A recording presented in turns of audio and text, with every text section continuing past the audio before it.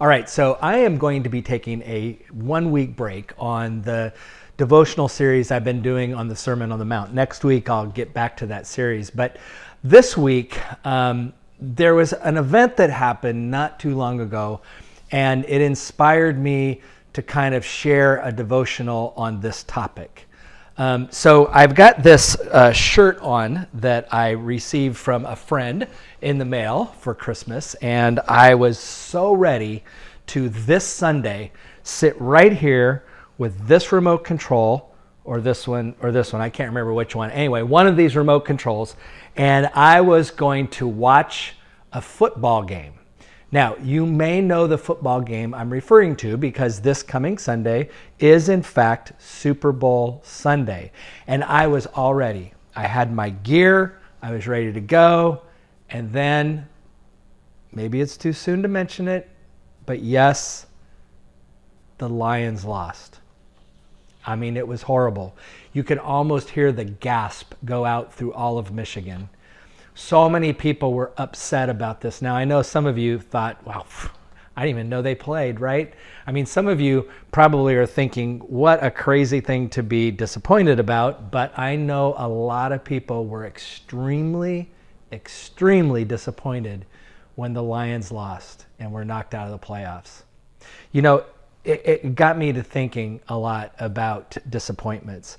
And I got to tell you, I understand this disappointment. I may not be as long-suffering as some Lions fans, but I've grown up a Charger fan. And whether it was a loss in the playoffs or a loss that kept them out of the playoffs, I got to tell you, for a while there, I stopped watching football because it would bother me so much when they would lose. I couldn't sleep.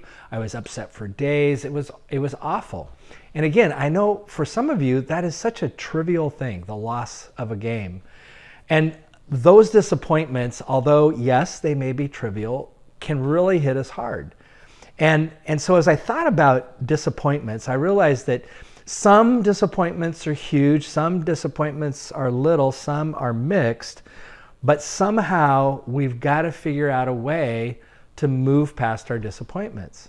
Now, my hope is most of the Lions fans are past that disappointment, but think about these things that we have been so disappointed in sometime in your life. Usually, a disappointment happens when there's just really high expectations and high hopes, and then it just doesn't turn out the way you wanted it to. Well, as I was thinking about this and thinking about trying to figure out how to do a devotional on this, I remember a verse from Psalm 42.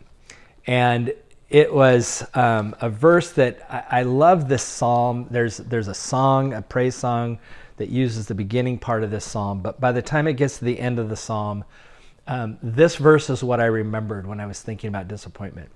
This is Psalm 42, verse 11. It says this: "Why are you downcast, O my soul?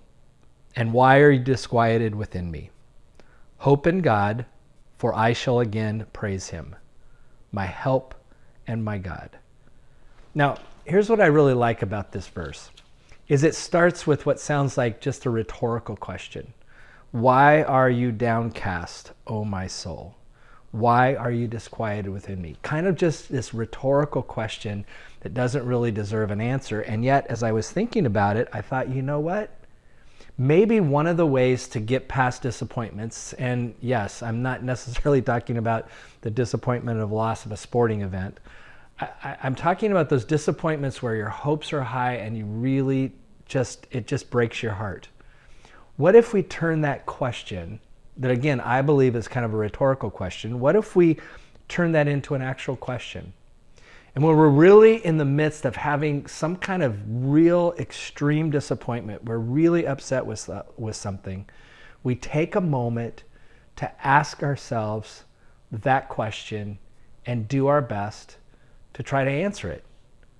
Why are you downcast, O my soul? I really thought this was the year.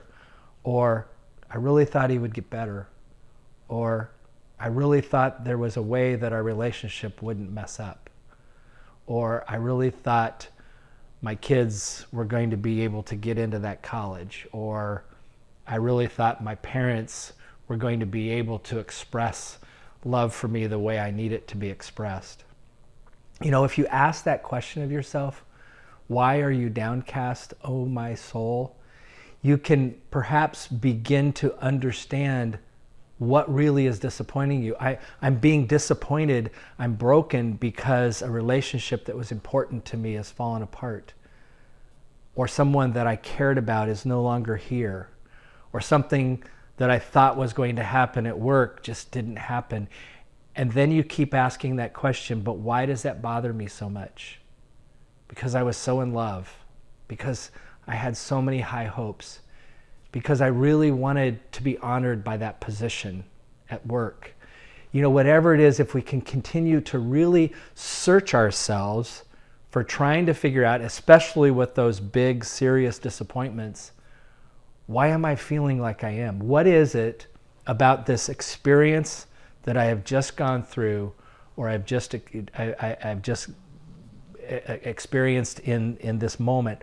What about that experience has cut me so deep? Why is it so important to me? In the midst of asking yourself why that's so important to me, I think what really happens is a prayer begins to emerge. You begin to be honest with yourself, and you can begin to say, God, this is why this hurts so much. I feel unloved. I feel unable. I feel weak. I feel like I don't know what's going on. So you see, the more you begin to search your soul and really try to answer that question for yourself, you begin to understand yourself a little bit better. And maybe when you begin to understand yourself a little bit better, you know what to bring to God. God, this hurts so bad. And then you get to that second part of the verse where maybe we can imagine the psalmist now saying, yes, I have heard you. I have heard your brokenness. I've heard your pain. I have heard your disappointment. I've heard your worry. Now listen to this. Hope in God, for I shall again praise him, my help and my God. It begins to focus us right back on the being that is the source of all good things.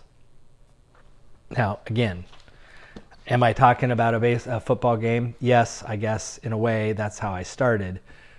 But I know that there are other disappointments that happen in life. And I think perhaps this is one of the ways that we find healing. We open ourselves up to understand our pain. We bring that pain to our God who hears us and responds to us. And then we end with understanding that God is truly the foundation of our hope. So, if you watch the game on Sunday, great. If you don't watch the game, who cares? But your hope is in the God who made you.